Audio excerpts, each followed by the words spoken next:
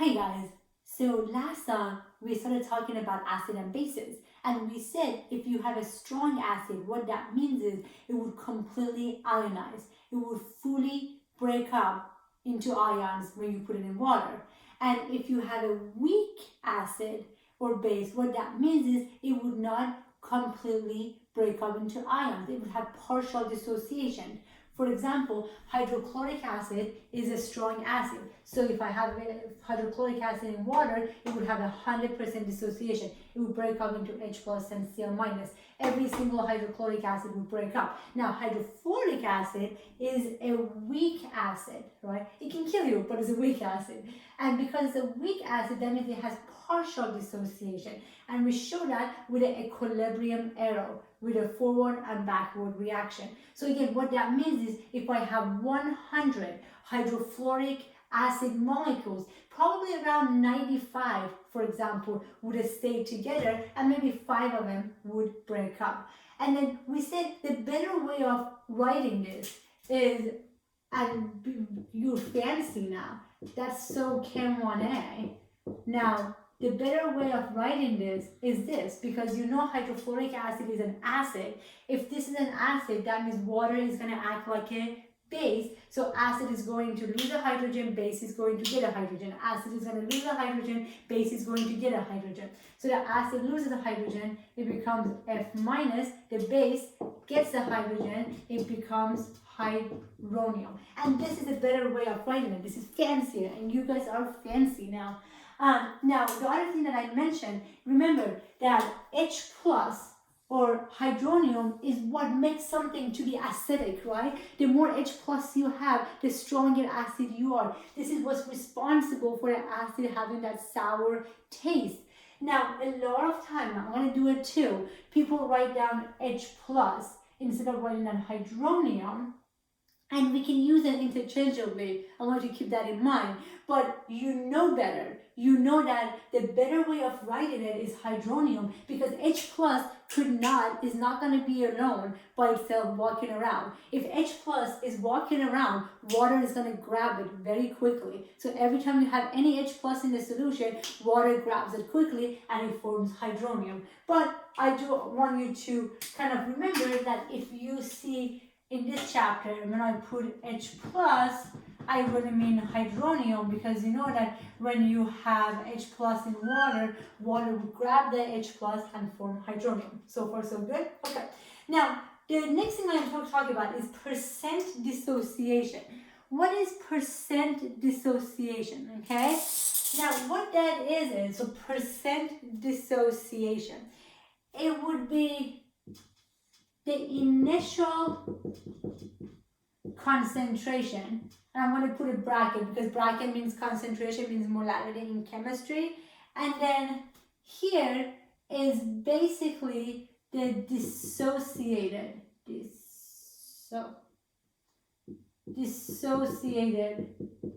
concentration times 100. Okay, now what does that mean? So percent dissociation. So for example, we want to know what's the percent dissociation of hydrofluoric acid. What that means is what we're trying to figure out. We're trying to figure out how much of hydrofluoric acid actually broke up in water, right? Because we know that hydrofluoric acid is a weak acid and it would partially dissociate. And the next question is, well, how much will dissociate? And that's where percent dissociating comes to play. How much of it is dissociated, and then over the initial concentration times 100, it tells you how much of it dissociated. You guys are good so far? Okay. Now the best way to really teach this is to do a practice problem. So here's our practice problem. I have acetic acid. You know acetic acid is a weak acid. And we talked about that. That vinegar, this your salad dressing, is acetic acid. It has acetic acid in it. It says H plus concentration at equilibrium is 3.8 times 10 to the minus 3. What is the percent dissociation? Again, what is a percent dissociation? It just means how much of the acid actually broke up into ions. How much of it did it dissociate? We know it's not 100%. If it was a strong acid, the percent dissociation would be 100%, like hydrochloric acid. But it's not 100%. So what is that percentage? So Here is acetic acid. Again, is a weak acid. I'm going to write HAC for acetic acid. That's the abbreviation for acetic acid. That's a good one to know. Now, I know it's a weak acid, so it's going to have an equilibrium. Acid is going to lose a hydrogen, and base is going to get a hydrogen. You've done this. You guys are pretty good at that. Okay. Now, percent dissociation. Percent dissociation is basically, it says, at equilibrium, the H plus concentration is 3.8 times 10 to the minus 3. So that much dissociated. That's one here. So that is the concentration of dissociation. 3.8 times 10 to the minus 3 molar dissociated. Okay? Now, how much did I have at the beginning? I had 0.800 molar at the beginning. So my initial, I had 0.8 molar of acetic acid. Of that, I end up having 3.8 times 10 to the minus 3 molar hydronium, H plus concentration. Times 100, I would get 0.48%. Okay? So basically, what percent dissociation is going to be your H plus concentration over your HA concentration. Your H plus, your hydronium concentration over the acid concentration. Because we're trying to figure out how much of it broke up into ions, into hydronium. Okay. Now, what is that percent dissociation? Small, large? It's pretty tiny, isn't it? Yeah. It's a small percent dissociation, but it still is enough for vinegar to have that sour taste, right? Even though it's such a small amount of acetic acid would break up into hydronium. That makes sense? Just one more time. What this means is most of the HAC, most of acetic acid is going to stay together, but about 0.48% of it would break up into hydronium, yeah, and acetate. We're good? All right, beautiful. So again, H plus concentration over the acid, it gives you the percent dissociation. And one thing you're going to find out that most of the weak acid have a very small percentage of dissociation. Just a very small amount would dissociate. But even that small amount is enough to act like an acid and to have a sour taste. Don't ever go and taste an acid to figure out if it's a strong or weak. But there is a correlation. Okay, now next thing we're going to talk about. So in all of these acid-base reactions that we talk about, water is a solvent. Do you agree? All of these acid-base concentration we talk about, water is a solvent. Now, because water is a solvent, there is a relationship that needs to be considered. Okay, so again, because water is a solvent in all of these acid-base reactions that we're talking about, there's a relationship that we need to consider. Okay, now let's talk about water again. H2O. If you remember, we said water acts like an acid or act like a base, right? Depending on the situation, it's an acid or it can also be a base. Remember that? Good. Now, so what if? Can we say H2O plus H2O? Why not? I'm going to add water to water. I'm going to add water to water, and again, water can act like a base or it can act like an acid, so then one of them is going to act like an acid and the other one is going to act like a base. You agree with that? Okay, just go with it. So I'm adding water to water. It sounds really weird, but that's okay. So one is going to act like an acid, the other one is going to act like a base. And it's a weak acid or base, so I'm going to write down equilibrium, right? Every time you have a weak acid or base, you can write down equilibrium. So acid is going to lose a hydrogen. Base is going to get a hydrogen. Lose hydrogen, get a hydrogen. Remember that. So if acid loses a hydrogen, I'm going to end up with OH minus. If the base gets a hydrogen, I'm going to end up with hydronium, H3O plus. Okay? Neutral, neutral. The charges on both sides have to match. Don't forget that. That was kind of crazy. Yeah? Now, I want to show the mechanism for this. You don't have to know the mechanism for this class, but it really helps sometimes to know how things are happening. If you know how things are happening, they make a lot more sense. So I'm going to draw the Lewis structure for water. Water is a covalent compound. So I'm going to draw the Lewis structure for water. Okay. So we said this one is a base, this one is an acid, right? So the base has extra electron and it can go and grab the hydrogen. You guys are good so far. Okay, so this is my base. Base is going to get a hydrogen. It has a lone pair. It has extra electron to grab the hydrogen. Now, when it grabs the hydrogen, what happens to the electrons over here in this bond? This covalent bond has electron. What happened to these electrons? These electrons are just going to go to oxygen. Oxygen is electron negative, so it's just going to pull the electrons over there. Because they have to go somewhere, it can't go with hydrogen because this oxygen just grabs the hydrogen with this lone pair. And oxygen over here is more electronegative, so these electrons are going to go to oxygen. So far, so good. Okay, double arrow. Again, I'm just going to follow the arrow. So the hydrogen is gone. Now these lone pair are going to be on the oxygen now, right? So I'm going to have oxygen with 1, 2, 3, 4, 5, 6. Okay, now this oxygen has an extra electron, doesn't it? Now it has a lot of electrons. So now it's going to be a minus charge. Okay, now over here, this, it had a hydrogen, it grabbed another hydrogen. So I have this oxygen, it had a hydrogen, it grabbed one more hydrogen. It still has one lone pair, right? Still has one lone pair. Okay, but now is electron deficient because it used these electrons to grab a hydrogen, so it's going to be a plus charge. Okay, you don't have to know this, you don't have to know the mechanism, but sometimes the mechanism really help. Alright, so because we have an equilibrium, and every time you have an equilibrium, what do you have? You have an equilibrium constant. Every time you have equilibrium, you have a K, right? We have an equilibrium constant. What's going to be the equilibrium constant here? It's going to be product over reactant. Concentration of OH minus times concentration of hydronium. You might be tempted to say reactant would be concentration of water times concentration of water, except what?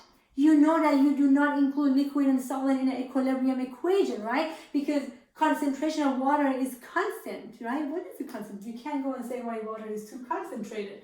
So I want to cross these two out, right? Equilibrium constant, you know that product over reactant, and we do not include liquid in there. So what does that mean?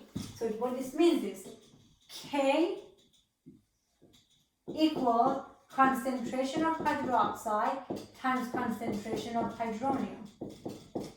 Now, because this is water, we call this K, if you had to guess, we had Ka, Kb, this is Kw. How cute is that? Kw for water. Equilibrium constant water, this would be it. And this number is 1.00 times 10 to the minus 14 at 25 degrees Celsius. Because remember, K equilibrium is temperature dependent. At 25 degrees Celsius, that number is 1.00 times 10 to the minus 14. Okay? Now check this out. Let's say this is my x, and let's say this is my x. Okay? I'm going to say those are my x.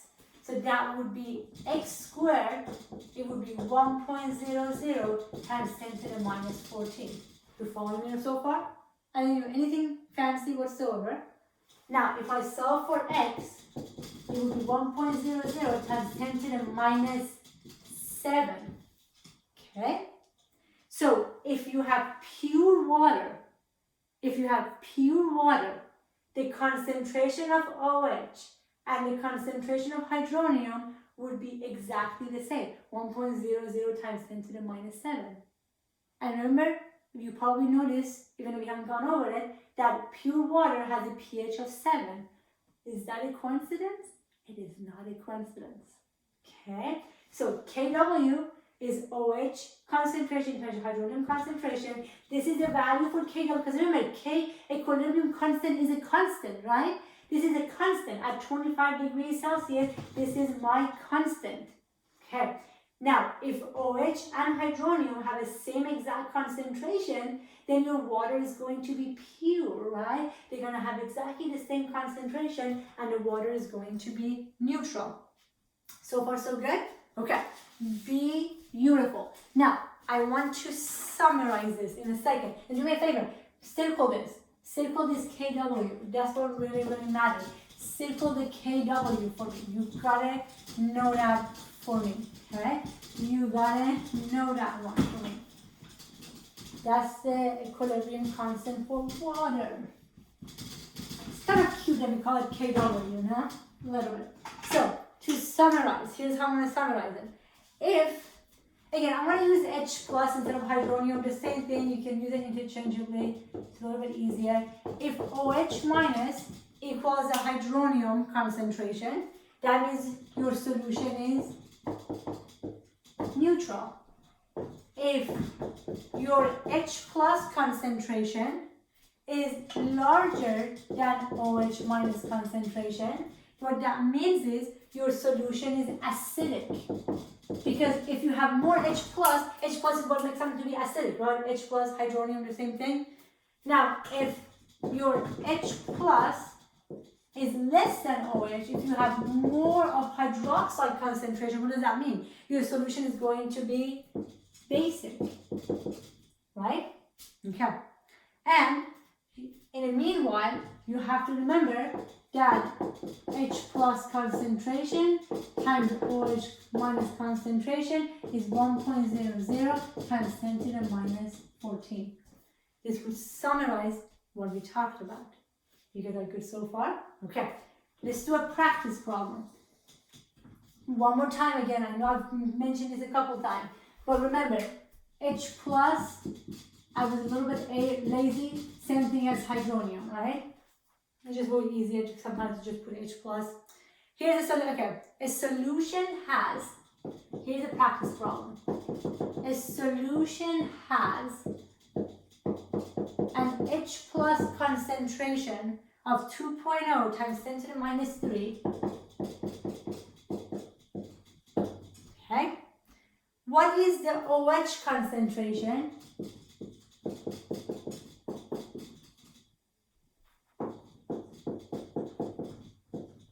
Now, is this solution, is it acidic, basic, or neutral? You ready to do this? Okay. Now, you know how to do this because you know the KW, right? You know KW is concentration of H plus times concentration of OH minus. You know the K equilibrium. So you know this and you have the H plus so you can figure out the OH minus. KW is 1.00 times 10 to the minus 14. You following me? You have the H plus, which is 2.0 times 10 to the minus 3. Now, your X is going to be your OH minus concentration, okay? So I can solve for X.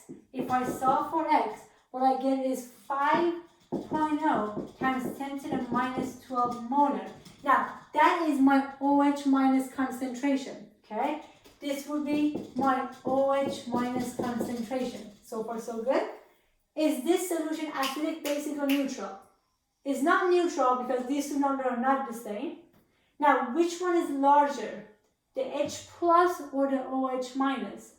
The H plus concentration is larger than the OH minus concentration. Do you guys agree? So the H plus is 2.0 times 10 to the minus 3 molar. That is larger than the OH because OH is 5.0 times 10 to the minus 12. It's a lot larger. Do you guys agree? So if the H plus is larger than my OH minus concentration, what does that mean? This solution is acidic. That means this solution is acidic. That makes sense? So remember this, okay? The relationship between OH and H plus and then the KW. Yeah? All right. So far, so good. You guys got this down? Beautiful. Now, one last thing I'm going to talk about, and then next time we'll do our practice problem. Here is the deal. Let me erase this. with all this technology, you would think at this point, they have like, I can press a button and then it's all would go away. But no. Alright, so here's the thing. We've been talking about hydronium concentration, H plus concentration, hydroxide concentration. That's great. The thing is that normal people, non-chemists, they don't care about that. They can't put hydronium concentration or hydroxide concentration on a label. So they have to figure out a way that the regular people, normal people who are not scientists, they will understand it, right? And even for scientists, concentration, hydroxide, OH concentration, it's kind of really hard to process sometimes. So they came up with a better way to understand it, to be able to compare if something is acidic, if something is basic, if something is neutral. And that is pH scale. Because pH scale is going to be much easier to understand than hydroxide versus hydronium concentration. Now, what does the pH do? pH. H means, the acid, H plus. It describes the acidity. Describes the acidity. So pH scale describes the acidity. And why is it pH? Because H, right? That's what makes something to be an acid. You guys are good so far? Okay. So now what I'm going to do, I'm going to put up the pH scale. The pH scale is going to go from 0 to 14. And I'm going to have 7 in the middle. Okay? This is not in the middle. It's harder to figure out where the middle is on the board. This is the middle. Yeah, it's a little bit of middle. So far, so good? Okay. So, pH scale go from 0 to 14, middle is 7. If you are a pH of 7, you are neutral. If you are a pH of 7, you are neutral. If you go after 7 to 14, you are basic. Now, 0 to 7, you are acidic. This is so much easier than trying to compare concentration of H plus to OH minus, right? Yeah, this is brilliant. This is cool. Now, here's the thing though. How did they figure out this pH scale? They figured it out based on the H plus. But the final product is a little bit friendlier for the general population. So the way they figured out the pH, and you could figure out, because you guys are smart and scientists, it would be minus log of H plus. Minus log of H plus, or if you want to be really good chemists, which you guys are, minus log of hydronium. It's a little cool that you know how the pH scale you can calculate it, and not many people can do it, right? So far so good? So how did they figure out pH is minus log of H plus or minus log of hydronium, the same thing. And that's why it's called pH, right? You figured out the H. Now, you want to play a fun game? Let's do it. I'm going to tell you a household product, and you have to shout to me, even though I can't hear you, but shout it anyway. What do you think the pH is? And see if how good you are at guessing. You ready? Lemon juice. What is the pH of a lemon juice? Between 0 to 14, pick a number that you think is right. pH of lemon juice is 2. Pretty acidic. You probably expected that. pH of soda. What do you think pH of the soda that you drink is? The pH is 3. Soda is so acidic, almost as acidic as lemon juice. You ready for next one? What is the pH of milk? Acidic, basic, what do you think? Milk has a pH of 6.5, slightly acidic. Not what you expect, right? What is the pH of coffee that you drink? What is the pH of your coffee? Coffee has a pH of 5, also acidic. What is the pH of the detergent that you use? 8. Yeah, all the household items, they have a basic pH. What is the pH of your toothpaste? What do you think? 10. What is the pH of bleach? 12. Pretty basic. What is the pH of your blood? not 7. It's 7.4. Your blood's slightly basic. Remember that. The pH is 7.4. Slightly basic. So far, so good. That was kind of fun, right? The next time when you have a food, you're using a household product, think about it. Go, well, let me guess what the pH of this is. The most surprising one to me is milk being 6.5, slightly acidic, and soda being a pH of 3, which is so acidic, right? It's kind of interesting. Alright, so you know how to figure out pH, minus log of H plus concentration or hydronium concentration. We have a different scale. It's called pOH. So we have pH, but we also have pOH. What do you think pOH is? So pH is minus log of H plus, pOH is minus log of OH minus. Not as common.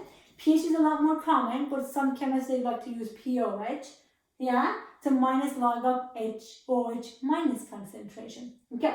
Now, so if you remember, and you remember because we just did it, so pH went from 0 to 14 and 7 was neutral, right?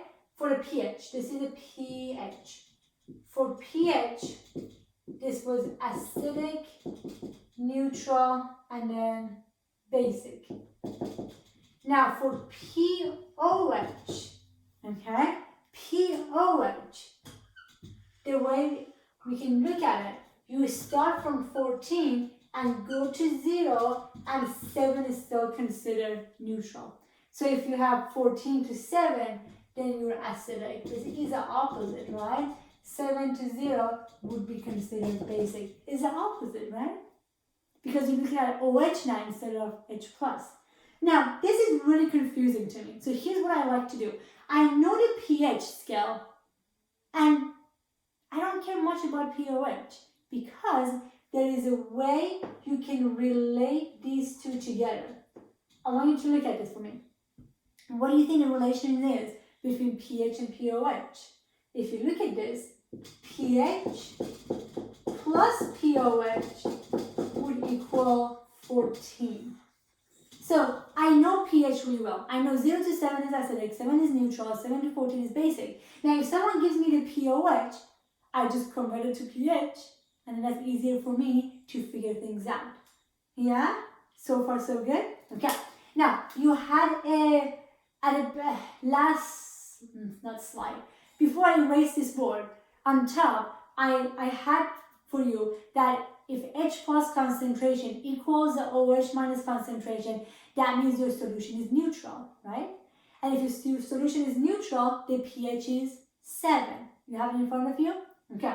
We said if H plus concentration is greater than OH minus concentration, the solution is acidic.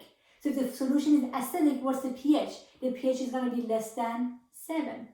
And in the same chart, I said if H plus concentration is less than OH minus concentration, that means the solution is basic, which means the pH is going to be more than 7. Again, we like H plus and OH minus concentration, but pH is nicer way. You can convert to pH and it's easier to kind of see the relationship over there. So far so good? Alright, beautiful. We learned about KW, we learned about the pH and pOH today. What we're going to do next time, we're just going to do practice problem. We're going to do a lot of practice problem to make sure you get this down. Okay, thanks for hanging in there with me. I will talk to you guys next time.